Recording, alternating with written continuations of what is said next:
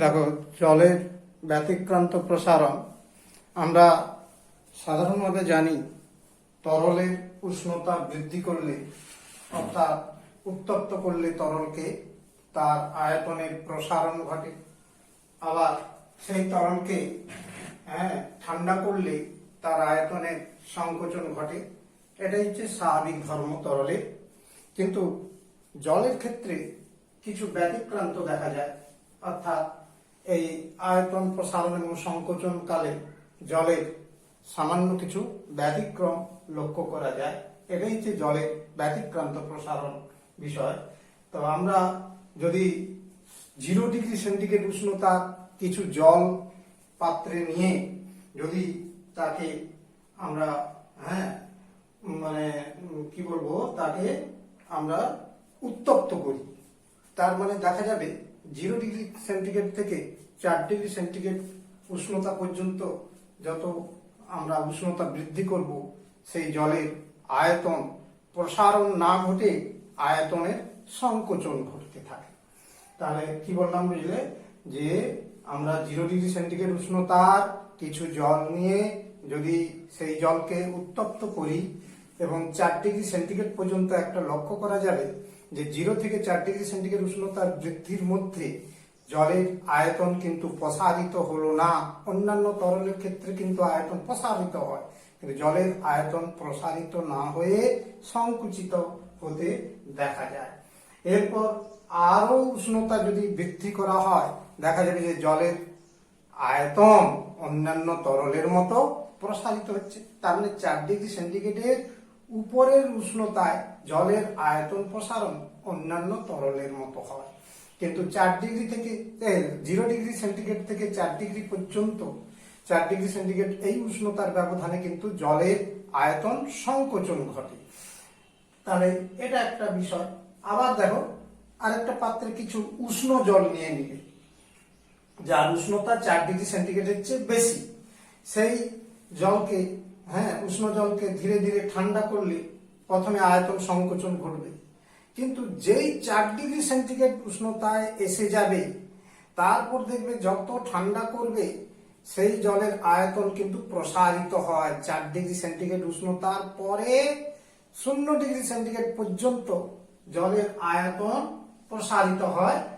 এই যে ঘটনা, অর্থাৎ ঠান্ডা করলেও তরলের আয়তন সাধারণত সংকুচিত হয়, কিন্তু জলের আয়তন প্রসারিত হয়, যা জলের ব্যতিক্রান্ত প্রসারণ বলা হয়। এটাই যে জলের ব্যতিক্রান্ত প্রসারণ, যেটা লিখেছি দেখো, তরলকে উত্তপ্ত করলে তার আয়তনের প্রসারণ ঘটে এবং ঠান্ডা করলে তরলের আয়তনের সংকোচন ঘটে।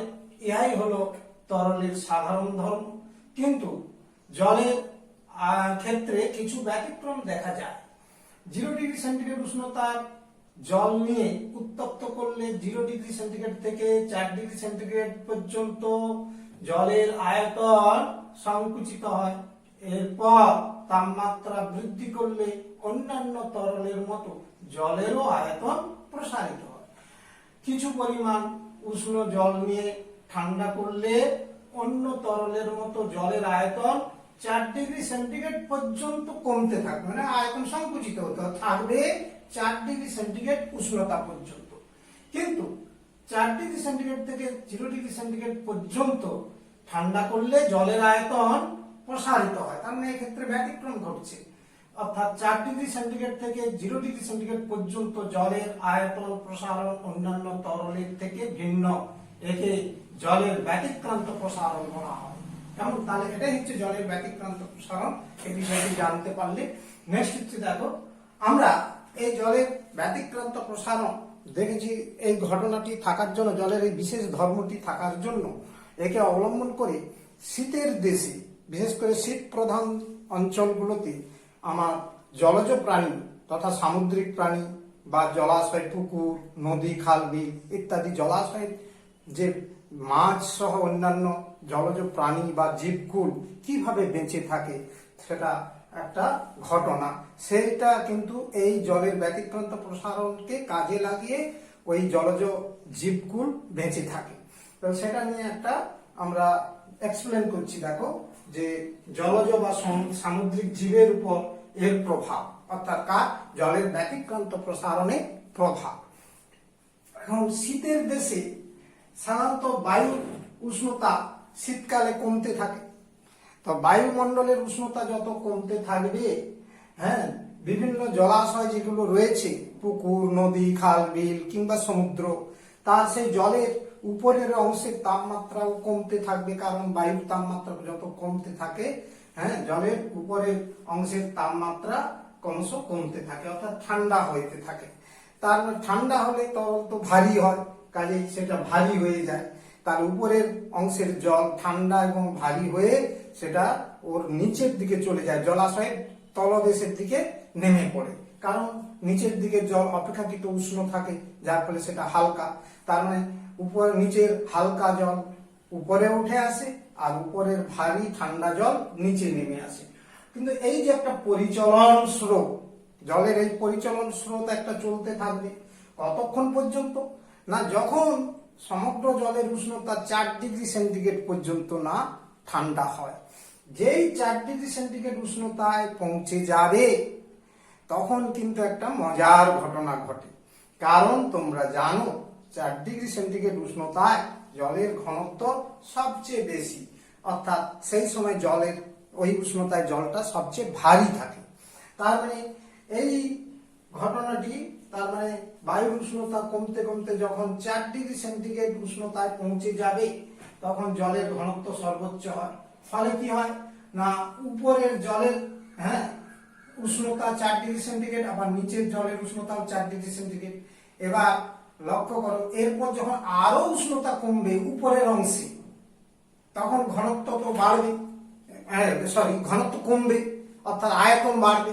কারণ আমরা তো একটু আগেই দেখলাম ব্যতিক্রান্ত প্রসারণে কি বলা হয়েছে, যে 4 ডিগ্রি সেন্টিগ্রেডের পর উষ্ণতা যত কমবে তত আয়তন, জলের আয়তন প্রসারিত হয়। তা আয়তন প্রসারিত হলে তখনই তার ঘনত্ব কি হবে, কমে যাবে। তার মানে সেটা হালকা হয়ে যাবে। তার মানে উপরিতলে, অর্থাৎ জলাশয়ের উপরের জল অংশের জলে, হ্যাঁ, ঘনত্ব কমতে থাকে, আয়তন বাড়তে থাকে। যখন উষ্ণতা 4 ডিগ্রি সেন্টিগ্রেডের কম হয়ে যাবে, এবার সেই হালকা জল, কারণ ঘনত্ব কম মানে হালকা জল। কিন্তু ওই জলাশয়ের তলের দিকে, অর্থাৎ ভেতরের অংশের জলের উষ্ণতা কিন্তু 4 ডিগ্রি সেন্টিগ্রেড থেকে যায়। তার মানে সেটা কিন্তু, হ্যাঁ, অপেক্ষাকৃত ভারী জল, ফলে সেটা আর উপরে উঠে আসতে পারে না, আর উপরের হালকা জল নিচে নেমে যেতে পারে না। ফলে কি হয়, উপরের জলের তাপমাত্রা 4 ডিগ্রি নিচে নামতে নামতে এক সময় 0 ডিগ্রি সেন্টিগ্রেড উষ্ণতায় পৌঁছে গিয়ে ওটা হচ্ছে বরফে পরিণত হয়ে যায়। তার মানে উপরের অংশের জলের উষ্ণতা কমার ফলে হচ্ছে ওই উপরের অংশ জল বরফে পরিণত হয়ে যায়। আর নিচের অংশের জলের উষ্ণতা কিন্তু 4 ডিগ্রি সেন্টিগ্রেড উষ্ণ অবস্থায় থেকে যায়, তরল অবস্থায় থেকে যায়। এর ফলে কি হয় না হচ্ছে, এর ফলে আরেকটা ঘটনা কি না, এই বরফটা তো তাপের কুপরিবাহী। ফলে কি হয়, ভিতরের জলের তাপ কোনোভাবে সঞ্চালিত হয়ে, হ্যাঁ, বরফকে ভেদ করে বাইরে বেরিয়ে যেতে পারে না। তার মানে নিচের উষ্ণ জলই থেকে যায়। সেই উষ্ণ জলে জলজ প্রাণী, অর্থাৎ মাছ সহ, হ্যাঁ, অন্যান্য প্রাণী তারা বেঁচে থাকতে পারে। এইভাবেই তোমার জলের ব্যতিক্রান্ত প্রসারণকে কাজে লাগিয়ে তার প্রভাবের ফলে শীতের দেশে সমুদ্র কিংবা অন্যান্য জলাশয়ে প্রাণীগুলি বা জীবকুল বেঁচে থাকতে পারে। এখানে আমি দেখিয়েছি, দেখো এই একটা জলাশয় মনে করো। এই জলাশয়ের উপরের অংশ শীতের দেশে, হ্যাঁ, ঠান্ডার দেশে কি হয় না, উপরের অংশের কথাটা বলেছিলাম যে তাপমাত্রা কমতে কমতে এক সময় উপরের অংশের জলের তাপমাত্রা যখন 0 ডিগ্রি সেন্টিগ্রেড উষ্ণতা এসে যায়, এটা বরফ হয়ে গেছে। এবং উপর থেকে যত নামতে থাকবে তাপমাত্রা কিন্তু 1 degree, 2 degree, 3 degree, 4 degree centigrade, অর্থাৎ নিচের দিকে জলের উষ্ণতা 4 ডিগ্রি সেন্টিগ্রেডে থেকে যাচ্ছে। তার মানে এই অবস্থায় আমার হচ্ছে শীতের দেশে ঘটনাটা ঘটে থাকে। তাহলে এটাকে এক্সপ্লেন বা ব্যাখ্যা করেছি আমরা, যে শীতের দেশে শীতকালে বায়ুর উষ্ণতা কমে গেলে বিভিন্ন জলাশয়ের জলের উপরের অংশ ঠান্ডা ও ভারী হয়ে নিচে নেমে আসে। প্রথমের দিকের ঘটনা বলছি, নেমে যায় এবং নিচ থেকে উষ্ণ জল উপরে উঠে আসে। এই পরিচলন স্রোত চলতে থাকে এবং এক সময় জলের উষ্ণতা কমে কমে 4 ডিগ্রি সেন্টিগ্রেড হয়।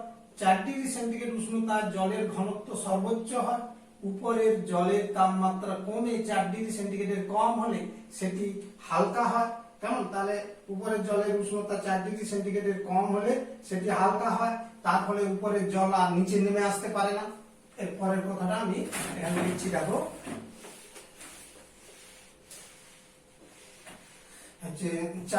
সেটি হালকা হয় তাই নিচে না নেমে হালকা হয়, তাই উপরের জল নিচে না নেমে নিচে না নেমে উপরেই থেকে যায়। কেমন? উপরে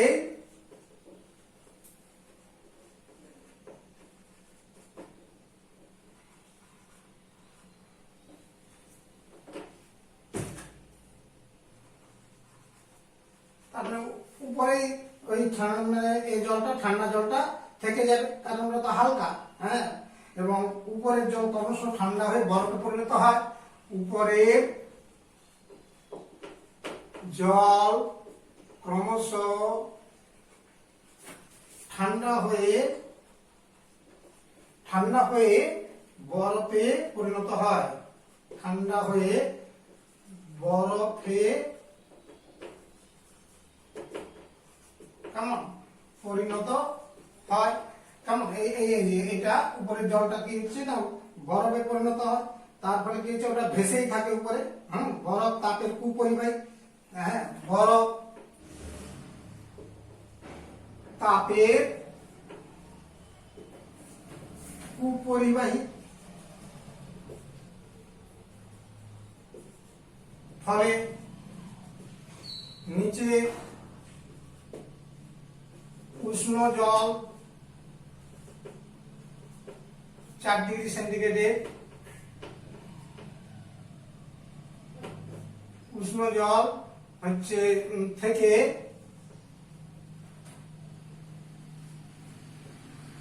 তাপ পরিবহন, তাপের পরিবহন সেভাবে ঘটতে পারে না। সেভাবে ঘটতে পারে না, অর্থাৎ নিচের অংশের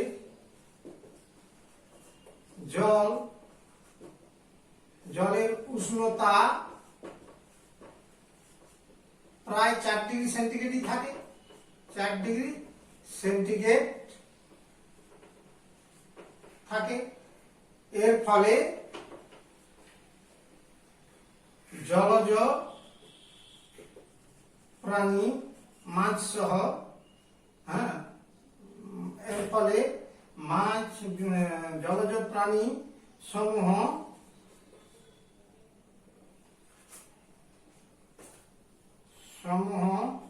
বেঁচে থাকতে পারে। শীতকালে বেঁচে থাকতে পারে। তাহলে এই হলো আমার জলের ব্যতিক্রান্ত প্রসারণের প্রভাব। তো কেমন? ঠিক আছে, এর একটা গুরুত্ব হিসাবে তোমরা মনে রাখলে, মোটামুটি মনে রাখার চেষ্টা করবে। হ্যাঁ, এগুলো পড়বে। এই হলো তোমাদের তাপের চ্যাপ্টার বা অধ্যায়টি শেষ হলো। এরপরে আমরা কিছু অঙ্ক করাচ্ছি। দেখো, কয়েকটা অঙ্ক আমরা করছি। প্রথমে একটা অঙ্ক দিয়েছি যে 50 ক্যালোরি তাপ উৎপন্ন করতে কি পরিমাণ কার্য করা হয়। হ্যাঁ, কি পরিমাণ কার্য করতে হয়, যে 50 ক্যালোরি তাপ উৎপন্ন করতে গেলে আমরা কি পরিমাণ কার্য করতে পারি, না কি পরিমাণ কার্য করতে হবে। না, উত্তর আমরা জুলের সূত্র থেকে অলরেডি জানি। আমরা জানি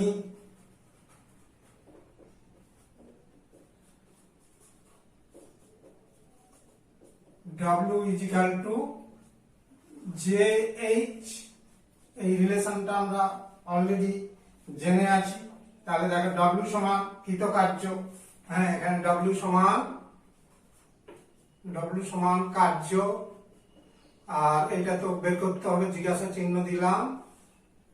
আর যে সমান জুল তুল্যাঙ্ক, জুল তুল্যাঙ্ক, আর যে সমান জুল তুল্যাঙ্ক, যার হচ্ছে অলরেডি মান আমাদের জানা আছে, সিজিএস এককে 4.2 joule per calorie, 4.2 joule per calorie,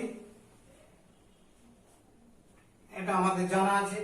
আর এইচ সমান উৎপন্ন তাপ, এইচ সমান উৎপন্ন তাপ, that is equal to 50 calorie. সবই তো দেওয়া আছে, একটা রাশি বের করতে হবে। তাহলে or W is equal to, যে মান হচ্ছে 4.2 আর এইচ হচ্ছে 50, এত জুল হবে উত্তরটা, এককটা এত জুল। দ্যাট ইজ, এটা গুণ করলে কত আসবে, 5 2 10 210। তাহলে কৃতকার্যের মান হবে 200 জুল কার্য করতে হবে। কালি কি শেষ হয়ে গেল নাকি বাবা?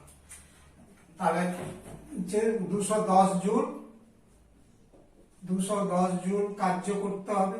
তাহলে এই যদি আমাদের প্রথম অঙ্কটি এটি কমপ্লিট হলো, বুঝতে পারলেন? অতএব যে 210 জুল কার্য করতে হবে, এটা হচ্ছে ফার্স্ট অ্যান্সারটা হয়ে গেল। দ্বিতীয় প্রশ্নটার দিকে লক্ষ্য করো না, আমরা এখানে লক্ষ্য করছি, দেখো 420 জুল কার্যে রূপান্তরিত করতে গেলে, এত পরিমাণ কার্যে রূপান্তরিত হলে কত ক্যালোরি তাপ উৎপন্ন হবে। তাহলে 420 জুল কার্যে রূপান্তরিত হলে কত ক্যালোরি তাপ উৎপন্ন হবে, এটাও একই ফর্মুলা আসবে, যে জানি আমরা W is equal to JH, কারণ দ্বিতীয় অঙ্কটা মুছে দিলাম, যে W is equal to JH, তাহলে H is equal to তোমার W by J, और H is equal to W by J। আমরা অলরেডি এখানে যে মানগুলো জানি, W is equal to, তো কৃতকার্যের মানটা 420 জুল, অর্থাৎ that is equal to 420 joule, এটা দেওয়া ছিল 420 জুল। আর জের মান তো অলরেডি জানা আছে, এইচটা আমাদের বের করতে হবে। এইচটা এখানে এইচ এর মানটা বের হবে, এইটা সমান জিজ্ঞাসা চিহ্ন দিলাম। তাহলে দেখো এখানে আমাদের দেওয়া আছে ডব্লিউর পরিমাণ 420 জুল, 420 জুল বাই জের মান 4.2, এত উত্তরটা আসবে ক্যালোরি এককে। তাহলে দ্যাট ইজ ইকুয়াল টু কত আসছে, হচ্ছে 100 ক্যালোরি। হ্যাঁ, that is equal two 100 calorie তাপ উৎপন্ন হবে। তাহলে এই হলো দ্বিতীয় অঙ্কটা শেষ হলো। এবার দেখো তৃতীয় অঙ্কটা তোমরা পড়তে থাকো, আমি এটা মুছে পরিষ্কার করছি। থার্ড ম্যাথ, 3 নম্বর ম্যাথটা দেখো কি বলা আছে, লক্ষ্য করো। 3 নম্বর ম্যাথটা দেওয়া আছে, 0 ডিগ্রি সেন্টিগ্রেড তাপমাত্রার এক খণ্ড বরফকে উপর থেকে নিচে ফেলা হলো, উপর থেকে মাটিতে ফেলা হলো। এর ফলে বরফটি কেবলমাত্র মাটির সঙ্গে সংঘাতে গেলে, সংঘাতে গলে গেল। তার মাটির সংঘাতে কি হচ্ছে, বরফটা গলে গেল। আচ্ছা, এর শক্তির 60% তাপে রূপান্তরিত হলে, অর্থাৎ যে পরিমাণ স্থিতি শক্তি উপর থেকে নিচে পড়লে কি হবে, গতিশক্তি স্থিতি শক্তিতে রূপান্তরিত হয়।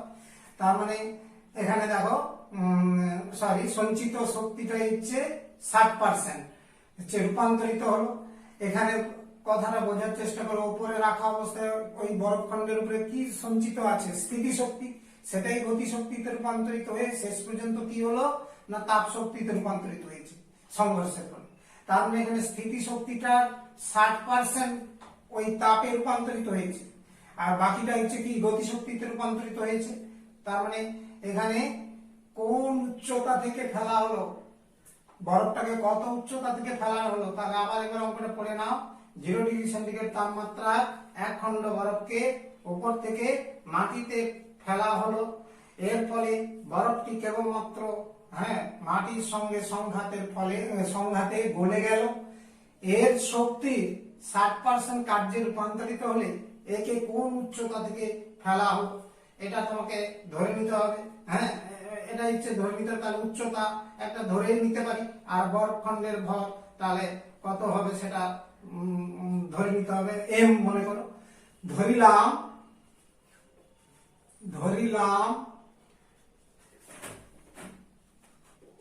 বরফ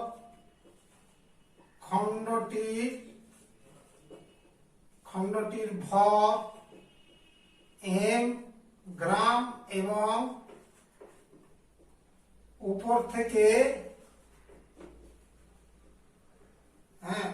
ফেলা হলো। এখানে বলা যে একে কোন উচ্চতা থেকে ফেলা হবে, এবং উপর থেকে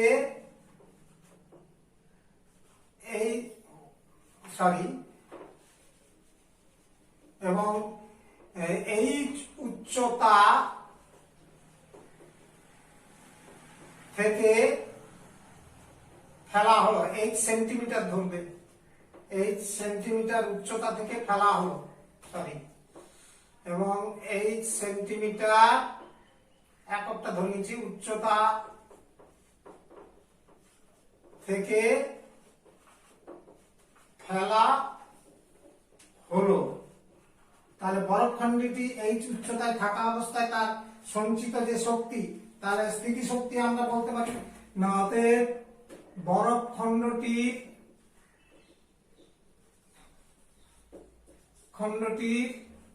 স্থিতি শক্তি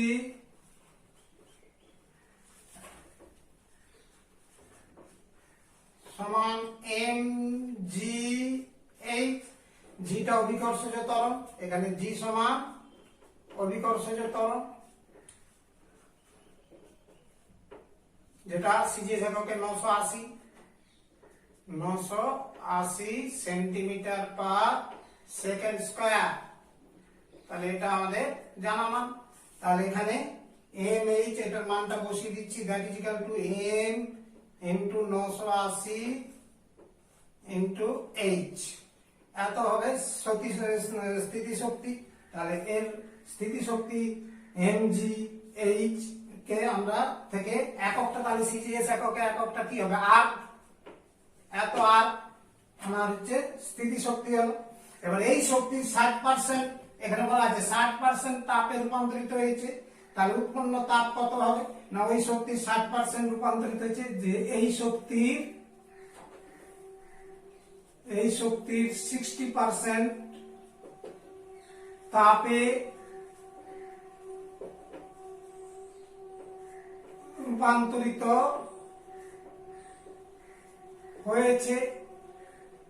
কেমন, তাহলে 60% হচ্ছে তাপে রূপান্তরিত হয়েছে, তার অর্থ উৎপন্ন তাপ দ্যাট ইজ এইচ। উৎপন্ন তাপ এইচ ধরে নিলাম, সেটা তাহলে কত হবে না, এই শক্তির 60%, তাহলে এইচ ইজ ইকুয়াল টু, তো ডব্লিউ বাই জে আমাদের জানা আছে, আর এটাই তো ডব্লিউ, এটাই তো অ্যাকচুয়ালি এই যে স্থিতি শক্তি, এটাই কিন্তু ডব্লিউ, মানে এক প্রকার কার্য শক্তি, that is mgh 980 into h by j। এখানে w বাই j বসালাম, w সমান mgh। এখানে আর একটু পরিষ্কার করে দিলে তোমরা বুঝতে সুবিধা হবে তোমাদের, যে এটা হচ্ছে স্থিতি শক্তিটা হচ্ছে w is equal to mgh, আগে অলরেডি পড়েছো তোমরা। আর এখানে হচ্ছে h is equal to w by j, এই রিলেশন থেকে আমরা আনছি, তাহলে বোঝার অসুবিধা কিছু নেই। এই শক্তির কত পার্সেন্ট, 60%, 60% মানে 60 বাই 100, এত পরিমাণ উৎপন্ন তাপ হবে। এবার এই উৎপন্ন তাপটা ক্যালোরি এককে আসবে, যদিও তোমাদের জানা আছে। তাহলে m গ্রাম বরফ গলানোর জন্য শোষিত তাপ কত হবে, এরপর দেখো আবার m গ্রাম বরফ গলাতে প্রয়োজনীয় তাপ বা শোষিত তাপ ইজিক্যাল টু কি হবে না, আমরা তো জানি গলনাঙ্ক আর ভরের গুণফল লেন তাপ দিয়ে গুণ করতে হবে, অর্থাৎ m ইন্টু এল।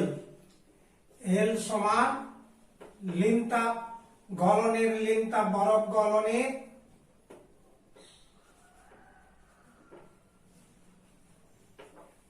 গলনের লেন তাপ যেটা 80 calorie per gram, that is equal to 80 calorie per gram. তাহলে এখানে আমরা বিষয়টা বুঝাতে পারলাম যে এইটা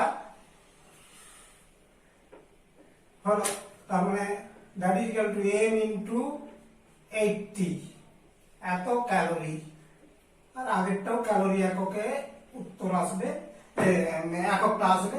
তাহলে দুটো তাপ তো জানো, শোষিত আর বর্জিত তাপ, উৎপন্ন তাপ এবং শোষিত তাপ, এটাই তো গলাতে কাজে লাগছে, মানে এই দুটো সমান হবে। তাহলে শর্তানুসারে হচ্ছে আমাকে m into 980 into h by j is equal to into 60 by 100 is equal to m into 80, m into 80। তাহলে এই দুটো মান পরস্পর সমান হয়ে গেল। তাহলে और h is equal to কি আসবে, h is equal to, এখানে h is equal to লক্ষ্য করে m বোথ সাইড কেটে যাবে, তাহলে বাদ পড়ে গেলে শুধু h is equal to রেখে দিচ্ছি। দেখো তাহলে 80টা নিচে আসবে, আচ্ছা আমি পুরোটাই রেখে দিচ্ছি, m into 80 বাই, লক্ষ্য করে এই দুটো রাশি নিচে নামলো, m ইন্টু 980 নিচে নামলো, যেটা উপরে উঠলো আর 100টা উপরে উঠলো বাই 60। ঠিক আছে, এটা বীজগাণিতিক উপায়ে কাজটা আমরা করতেছি। তাহলে m কেটে যাচ্ছে, m কেটে গেল।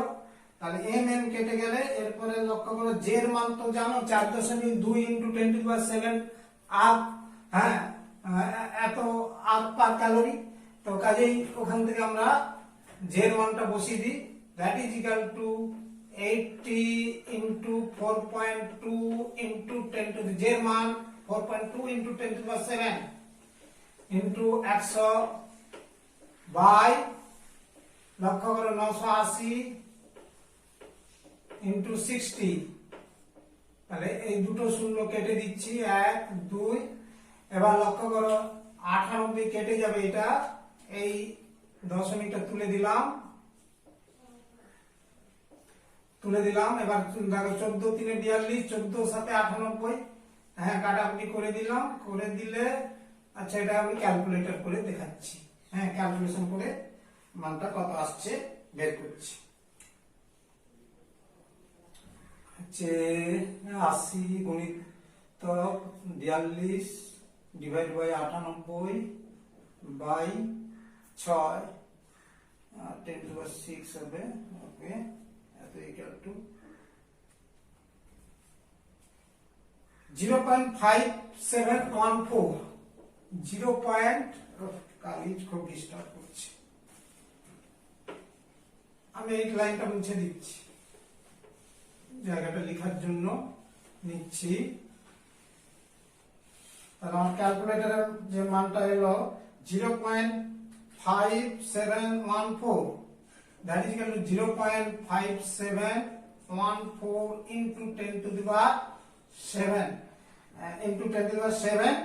এককটা আমরা এইচ এর এককটা অলরেডি সেন্টিমিটারে বসিয়েছিলাম, তাহলে সেন্টিমিটার, এত সেন্টিমিটার। এবার দেখো তোমরা অলরেডি সবাই জানো 10⁵ সেন্টিমিটার সমান 1 কিলোমিটার, তার মানে 10⁵ সেন্টিমিটার মানে 100 থেকে গেল, অর্থাৎ 57.14 কিলোমিটার। এখানে বসাচ্ছি, দেখো 10⁵ সেন্টিমিটার সমান 1 কিলোমিটার, এটা আমাদের জানা আছে। তাহলে এই হলো 3 এর দাগের অঙ্কটি হয়ে গেল। তাহলে অতএব উচ্চতা সমান নির্ণয় উচ্চতা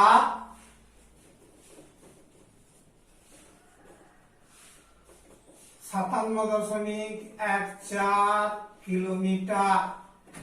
হ্যাঁ, তাহলে এটাই হচ্ছে আমার উচ্চতার মানটা পাওয়া গেল।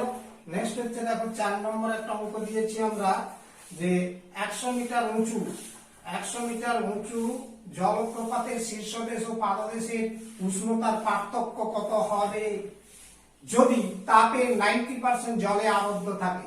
তাহলে 100 মিটার উঁচু জলপ্রপাতের শীর্ষদেশ ও পাদদেশের উষ্ণতার পার্থক্য কত হবে যদি তাপের 90% আমার হচ্ছে তাপের 90% জলে আবদ্ধ থাকে। তাহলে এখানে পরিষ্কার বুঝতে পারছো যে অঙ্কটা কি করতে হবে, এখানে ওই স্থিতি শক্তি দিয়ে করতে হবে। তাহলে হ্যাঁ, ধরে নিলাম আমরা মনে করো এম গ্রাম জল জলপ্রপাতের শীর্ষদেশ ও থেকে পাদদেশে পড়ছে এবং জলপ্রপাতের শীর্ষদেশ সে সঞ্চিত স্থিতি শক্তি পাদদেশের তাপ শক্তিতে রূপান্তরিত হয়, এটা আমরা ধরে নিতে পারি।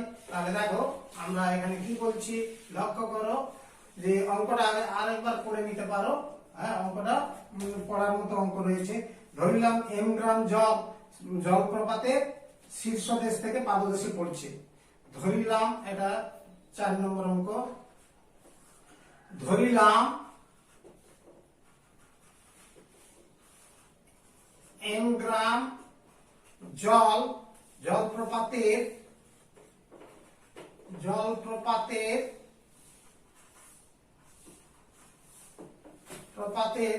শীর্ষদেশ থেকে পাদদেশে পড়ছে। শীর্ষ কালিটাও ডিস্টার্ব দেশ থেকে শীর্ষদেশ থেকে পাদদেশে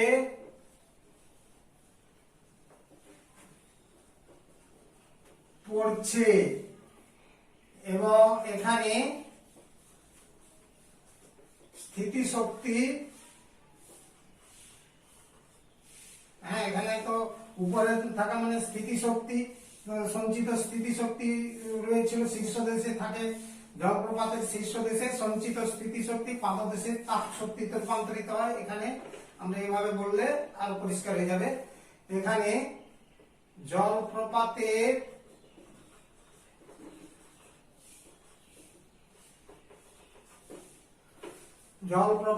শীর্ষদেশে সঞ্চিত স্থিতিশক্তি পাদদেশে তাপ শক্তিতে রূপান্তরিত হয়। তাপ শক্তিতে রূপান্তরিত হয়েছে। এটা হচ্ছে মূল ব্যাপার। তাহলে এখানে জলের স্থিতিশক্তি কত হবে দেখো, জলের স্থিতিশক্তি এখানে শীর্ষদেশে জলের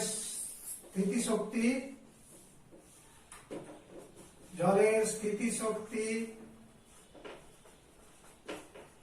ইজিক্যাল টু কি mgh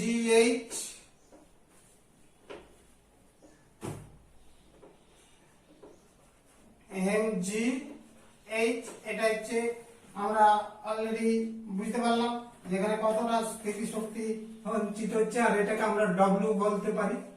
W is equal to mgh। আর বাকি তো তোমাদের এখানে মানগুলো দেওয়া আছে। 100 মিটার উঁচু h এর মানটা h ইজিক্যাল টু উচ্চতা, that is equal to 100 মিটার, that is equal to 100 into 100 square centimetre এককে আনলাম, অর্থাৎ একে 100 দিয়ে গুণ করলাম। তার মানে m into 980 into 100 গুণিতক 10 স্কয়ার। এটা হচ্ছে স্থিতিশক্তির মানটা আমরা বের করতে পারলাম। এবার আমরা এখান থেকে তাহলে জলে আবদ্ধ তাপ শক্তি বের করতে পারি এত আর্গ, ERG আর্গ। তাহলে এখানে অতএব এখানে হচ্ছে জলে আবদ্ধ তাপ শক্তি কতটা জলে আবদ্ধ হলো, এখানে বলা হয়েছে জলে আবদ্ধ হয়েছে 90%। তাহলে জলে আবদ্ধ তাপ শক্তি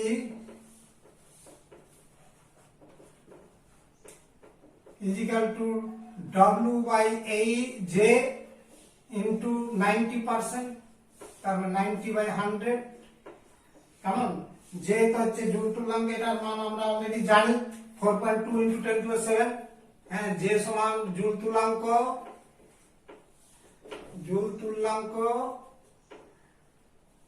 যার মান 4.2 ইন্টু 10⁷। হ্যাঁ, 4.2 ইন্টু 10⁷ আর্ক পার ক্যালোরি, এই মানটা আমাদের অলরেডি জানা মান। কেমন, তাহলে এত আর্ক পার ক্যালোরি এটা তোমাদের জানা আছে, আর্ক পার ক্যালোরি বলে লিখলাম। আচ্ছা, তাহলে এটা হচ্ছে মানটা আসবে, দেখো ডব্লিউর মান হচ্ছে অলরেডি m 980 ইন্টু 10, 100, আর একটাকে এটাও 100, তার মানে 10⁴ আমি এটা লিখলাম, ডিভাইড বাই জে মানে 4.2 ইন্টু 10⁷ ইন্টু 90/100, এই বিষয়টা এলো। এবার এটা এখান থেকে তোমার হচ্ছে এটা কত আসবে না, যদি উষ্ণতার পার্থক্য, এরপরে লক্ষ্য করো, যদি উষ্ণতার পার্থক্য এই পাদদেশে উষ্ণতার পার্থক্যটা স্মল টি ডিগ্রি সেন্টিগ্রেড হয়, তবে H ইজিক্যাল টু mst। আবার দেখো কতটা এখানে প্রয়োজনীয় তাপের পরিবর্তন যেটা হয়েছে, আমরা ধরে নিলাম যদি কালকে খুব ডিস্টার্ব হচ্ছে, যদি উষ্ণতার পার্থক্য অর্থাৎ শীর্ষদেশ ও পাদদেশের মধ্যে উষ্ণতার পার্থক্য স্মল টি ডিগ্রি সেন্টিগ্রেড হয়, কথা বুঝতে পারছো? এখানে উষ্ণতার পার্থক্যটাই তো বের করতে হবে তোমাকে। তাহলে উষ্ণতার পার্থক্য যদি এত হয়, তবে H উৎপন্ন তাপ ইজিক্যাল টু কি হয়, mst। এটা হচ্ছে বিষয়টা আসবে। তাহলে mst হলে এটা কত হবে না, m তো আমার তো হচ্ছে দেওয়া নেই m, আর জলের আপেক্ষিক তাপ s, তো আপেক্ষিক তাপ 1, আর উষ্ণতার পার্থক্য t, that is equal two mt। তাহলে এটা আর এটা অনুযায়ী একই হবে, অর্থাৎ এটাই তো প্রয়োজনীয় তাপ, এই দুটো তাপ সমান হবে। যে অতএব শর্তানুসারে mt is equal to m 980 into 10⁴ divide by 4.2 into 10⁷। আচ্ছা, 10⁷ ইন্টু 90/100, অর্থাৎ এই তাপ শক্তি এবং এই তাপ শক্তি দুটো সমান হলো। তাহলে বোথ সাইড m বাদ যাবে, দেখো m টা আমি কেটে দিচ্ছি বোথ সাইড, তাহলে t ইজিক্যাল টু মানটা বেরিয়ে আসবে, এটা একবার ক্যালকুলেশন করো। তাহলে t ইজিক্যাল টু, একটু ক্যালকুলেটর করছি আমি, ক্যালকুলেশন করি,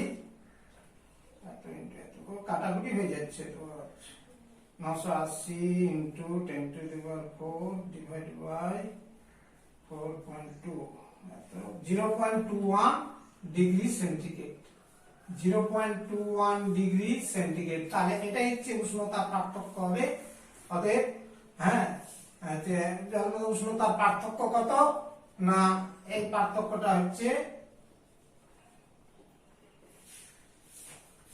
এখানে আমি উত্তরটা লিখে দিচ্ছি। দেখো 100 মিটার উঁচু জলপ্রপাতের শীর্ষদেশ ও পাদদেশের উষ্ণতার পার্থক্য ইজিক্যাল টু 0.21 ডিগ্রি সেন্টিগ্রেড। দেখো তাহলে 5 নম্বর অঙ্কটি আমরা দিয়েছি যেটা, সেটা দেখো যে সিজিএস পদ্ধতিতে বরফের গলনের লেন্থটা 80 ক্যালোরি পার গ্রাম হলে এসআই পদ্ধতিতে ওই মানটা কত হবে।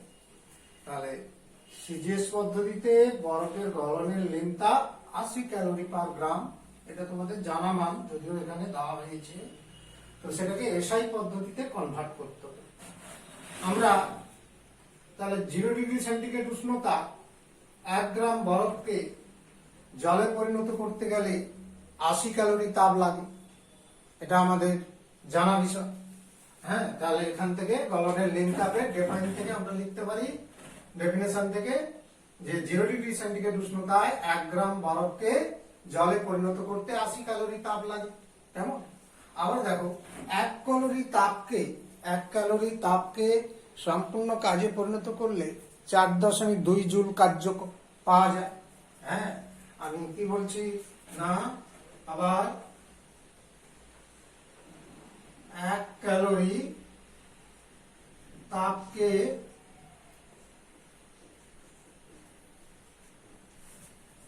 সম্পূর্ণ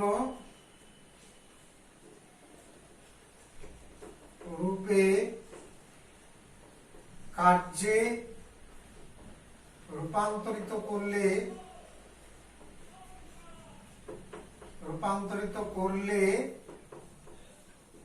4.2 জুল কার্য পাওয়া যায়।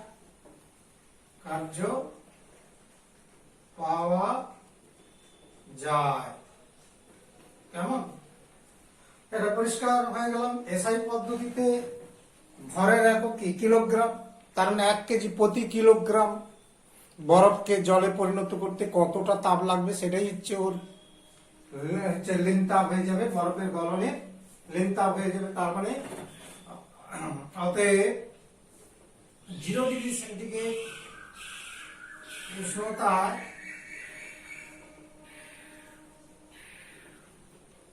1 কিলোগ্রাম মানে 1000 গ্রাম বা 1000 গ্রাম বরফকে জলে পরিণত করতে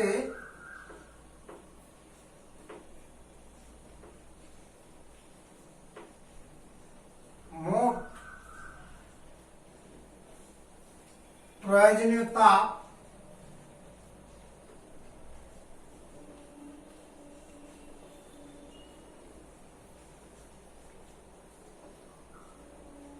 1 ক্যালোরি মানে তো 4.2 জুল।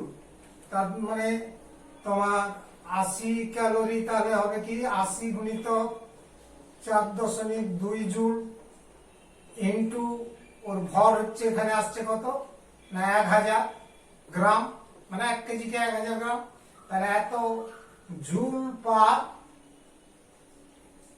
কিলোগ্রাম। আর এইটাই গুণ করলে যে ফলটা পাওয়া যাবে সেটাই হচ্ছে তোমার এসআই পদ্ধতিতে বরফের গলনের লিন তাপ জানা যাবে। এটা আমরা গুণ করে দেখছি কত হয়, দেখছি ক্যালকুলেটর ইউজ করে দেখছি যে এখানে পার কিলোগ্রাম হবে না, যেহেতু প্রয়োজনীয় তাপ লিখেছি মানে এত জুল। এটা ক্যালকুলেটর ইউজ করে আমি দেখছি কত হয়, দেখি না 80 গুণিত 4.2 ইন্টু 1000, দ্যাট ইজ মানটা বেরোচ্ছে 336, তার মানে 336,336,000 এত জুল। তাহলে হচ্ছে এত জুল হচ্ছে, অর্থাৎ 11 শতক হাজার 3,36,000 জুল তাপ লাগছে। তাহলে এসআই পদ্ধতিতে, হ্যাঁ, এটাকে আমরা একটু সলভ করছি আর একটু দেখো, that is equal two 3.36 into 10⁵ joule. কেমন? দশমিকের রূপান্তর করে নিলাম। তাহলে অতএব এসআই পদ্ধতিতে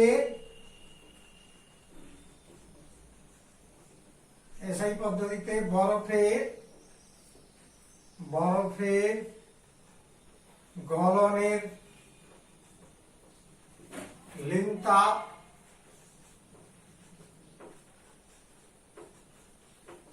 সমান 3.36 ইন্টু 10⁵ জুল পার কিলোগ্রাম আসবে, জুল পার কিলোগ্রাম। কারণ প্রতি কেজি বরফকে জলে পরিণত করতে আর 4.2 জুল ইন্টু এত 1000 তথা এত জুল তাপ লাগছে, তারপরে প্রতি কিলো মানে জুল পার কিলো এককটা আসবে, তার মানে গলনের লিন তাপের ইউনিট যেমন হয় এসআই পদ্ধতিতে তাই হলো। তাহলে 5 দাগের অঙ্কটা সলভ করলাম আমরা।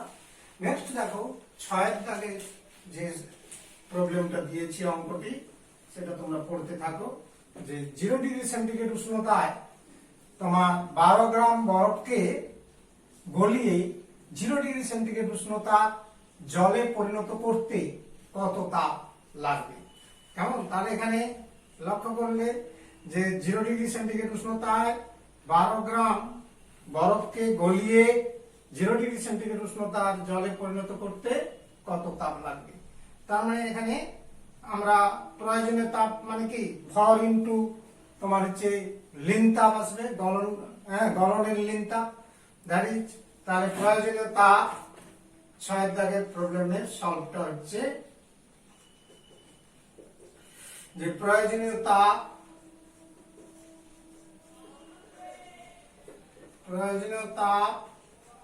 H is equal to m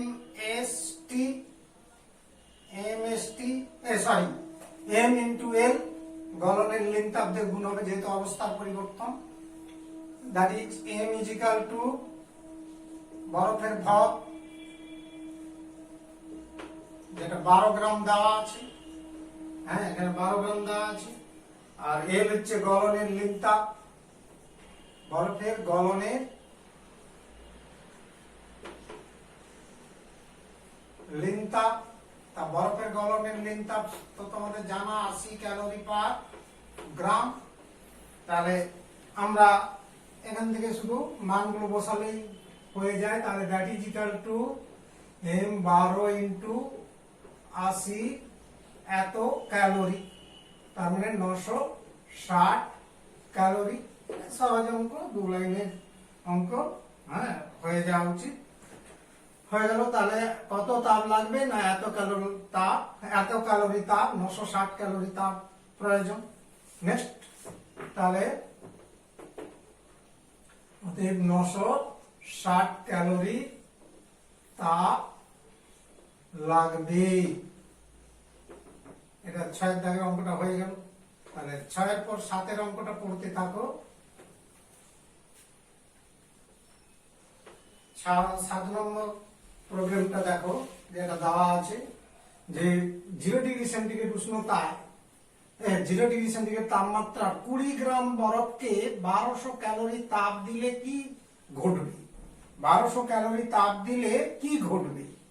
তাহলে 0 ডিগ্রি সেন্টিগ্রেড উষ্ণতার 20 গ্রাম বরফকে 1200 ক্যালোরি তাপ দিলে কি ঘটবে? না বরফের গলনের লিন তাপ তো আমরা জানি 80 ক্যালোরি পার গ্রাম। হ্যাঁ, যে 7 দাগের অঙ্কটা যে বরফের গলনের লিন তাপ সমান 80 ক্যালোরি পার গ্রাম। এটা যেহেতু বলে লিখলাম, যেহেতু বরফের গলনের লিন তাপ 80 ক্যালোরি পার গ্রাম, তাহলে 80 ক্যালোরি তাপ 0 ডিগ্রি সেন্টিগ্রেড উষ্ণতার 1 গ্রাম বরফকে জলে পরিণত করে। হ্যাঁ, অতএব 80 ক্যালোরি তাপ 0 ডিগ্রি সেন্টিগ্রেড উষ্ণতার 1 গ্রাম বরফকে জলে পরিণত করে, মানে গলিয়ে দেয়।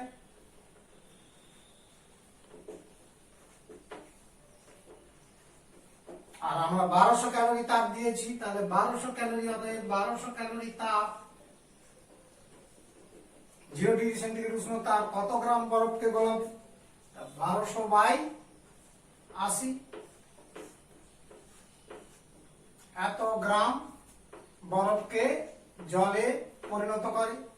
এটা ক্যালকুলেশন করতে হবে, একটা শূন্য কাটিয়ে দিলাম, তাহলে 8 থেকে 8, 8 5 40, দ্যাট ইজ 15 গ্রাম বরফকে জলে পরিণত করবে। তার মানে আমরা তো নিয়েছিলাম 20 গ্রাম বরফ, তাহলে কি ঘটবে? মানে না 15 গ্রাম বরফ হচ্ছে জলে পরিণত হবে এবং বাকি বরফ থেকে যাবে হচ্ছে কতটা না 5 গ্রাম। তাহলে অতএব 15 গ্রাম বরফ জলে পরিণত হবে। 15 গ্রাম বরফ জলে পরিণত হবে এবং 20 মাইনাস 15 গ্রাম বা বিয়োগ করলে 5 গ্রাম বরফ অবশিষ্ট থাকবে, অবশিষ্ট পড়ে থাকবে।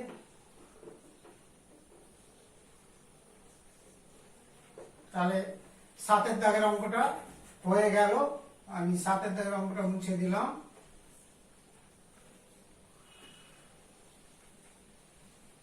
এরপর 8 প্রবলেমটা দেখো। 8 দাগের যে প্রবলেমটা রয়েছে না -10 ডিগ্রি সেন্টিগ্রেড উষ্ণতার 50 গ্রাম বরফকে 10 ডিগ্রি সেন্টিগ্রেড উষ্ণতার জলে পরিণত করতে কত তাপ প্রয়োগ করতে হবে, কত পরিমাণ তাপ প্রয়োগ করতে হবে। তাহলে এখানে দেখো কি বলেছি, -10 ডিগ্রি সেন্টিগ্রেড উষ্ণতার 50 গ্রাম বরফকে 10 ডিগ্রি সেন্টিগ্রেড উষ্ণতার জলে পরিণত করতে কত তাপ প্রয়োগ করতে হবে। তার মানে এখানে স্টেপ গুলো অনেকগুলো রয়েছে, 3টে স্টেপ রয়েছে। প্রথমে -10 ডিগ্রি সেন্টিগ্রেড উষ্ণতার বরফকে 0 ডিগ্রি সেন্টিগ্রেড উষ্ণতার বরফে পরিণত করতে হবে। তার মানে উষ্ণতার পরিবর্তন হচ্ছে, অবস্থা একই থাকছে। সেক্ষেত্রে H = প্রয়োজনীয় তাপ হচ্ছে কত, mst। তারপরে দেখো দ্বিতীয় ধাপে কি করতে হবে না, দ্বিতীয় ধাপে বরফটাকে আবার জলে পরিণত করতে হবে। তার মানে অবস্থার পরিবর্তন হচ্ছে, সেক্ষেত্রে হচ্ছে প্রয়োজনীয় তাপ কত হবে না ml, অর্থাৎ ভর এবং লিংতাপ, গলনের লিংতাপ দিয়ে গুণ আসবে। তৃতীয় ক্ষেত্রে আবার সেই জলটার উষ্ণতা বৃদ্ধি করতে হবে 10 ডিগ্রি সেন্টিগ্রেড। তার মানে সেক্ষেত্রে প্রয়োজনীয় তাপ H = mst, এই ফর্মুলায় আসবে। তাহলে দেখো আমরা এখানে অঙ্কটা করছি পরপর। নাম্বার 8 না, প্রথম ধাপে -10 ডিগ্রি সেন্টিগ্রেড উষ্ণতা বরফকে 0 ডিগ্রি সেন্টিগ্রেড উষ্ণতার বরফে পরিণত করতে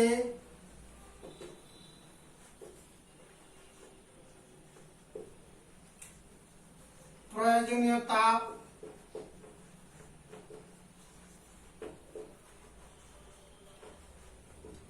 ব্র্যাকেটে H1 দিলাম, প্রয়োজনীয় তাপ = mst। কেমন, এখানে বরফের গলনের লিং তাপ দেওয়া আছে 0.5 ক্যালোরি পার গ্রাম পার ডিগ্রি সেন্টিগ্রেড। কাজে আপেক্ষিক তাপ S হচ্ছে আপেক্ষিক তাপ। তাহলে और H1 =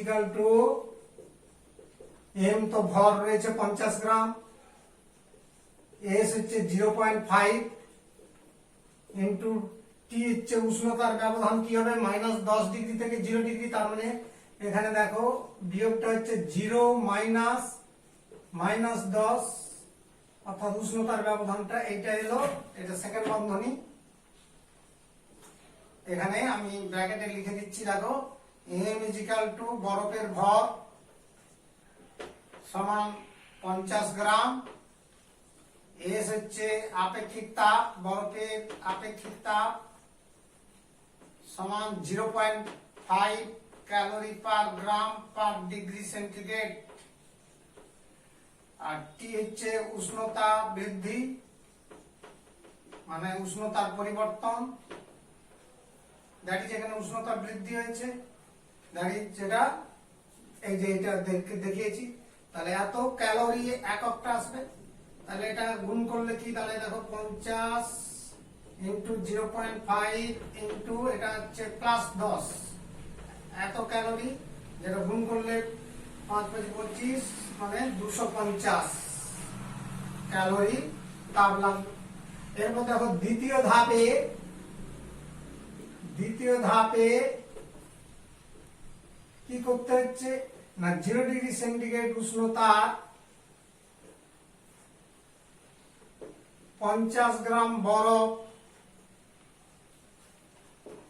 বরফকে 0 ডিগ্রি সেন্টিগ্রেড উষ্ণতা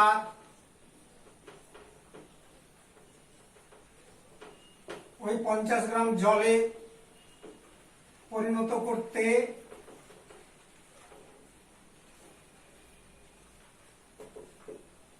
প্রয়োজনীয় তাপ,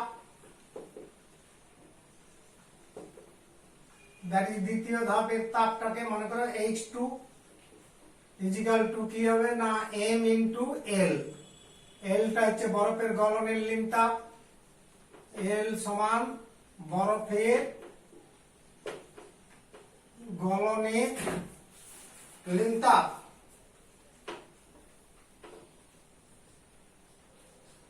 গলনের লিন তাপ that is 80 calorie per gram. CGS এককে অলরেডি জানা আছে। তাহলে এম হচ্ছে 50 ইন্টু 80 এত calorie, that is equal two 4000, গুণ করলে 4000 ক্যালোরি তাপ লাগছে। এবার দেখো তৃতীয় ধাপে শেষ ধাপে না 10 ডিগ্রি সেন্টিগ্রেড 0 ডিগ্রি সেন্টিগ্রেড উষ্ণতার জলকে উষ্ণতার 50 গ্রাম জলকে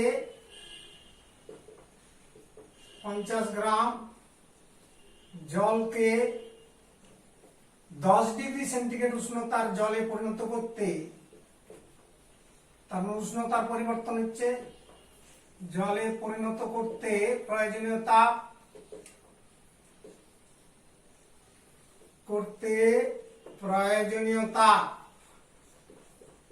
ধরো H3,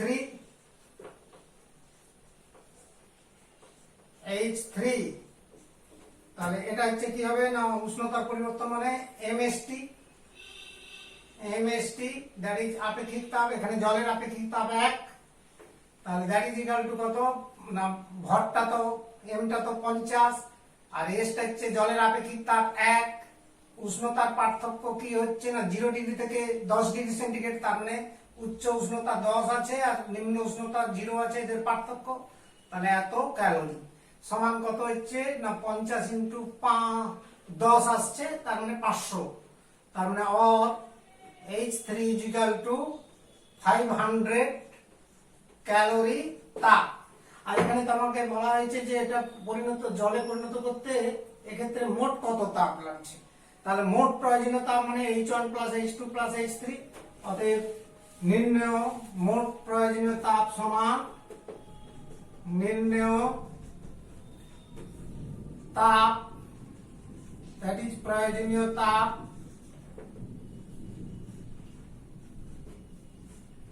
H1 plus H2 plus H3 that is equal to প্রথমে ছিল তোমার 250 ক্যালোরি, তারপরে 4000 ক্যালোরি প্লাস শেষে রয়েছে 500 ক্যালোরি, কেমন সমান 500 ক্যালোরি, এত ক্যালোরি একে যোগ করলে কত দাঁড়ায় 4750 ক্যালোরি তাপ লাগছে। তাহলে এই হলো 8 নম্বরের প্রবলেমটি সলভ হলো। তাহলে দেখো আমরা তাপ অধ্যায়টি শেষ করলাম, আর একটি তোমাদের অধ্যায় রয়ে গিয়েছে যেটা হচ্ছে শব্দ বিজ্ঞান, সেটা দেখা যাক কতটা কি করা যায়। আর করোনা আবহে তো তোমাদের বোধহয় সঙ্গে আমার আর সাক্ষাৎ হবে কিনা বলা মুশকিল, কেমন ঠিক আছে। তাহলে এই সেশনে পড়াশোনা করো সবাই, প্রশ্নপত্র দেখতে থাকো, বই আর প্রশ্নবিচিত্রা এবং অন্যান্য কোশ্চেন ব্যাংক ফলো করতে পারো।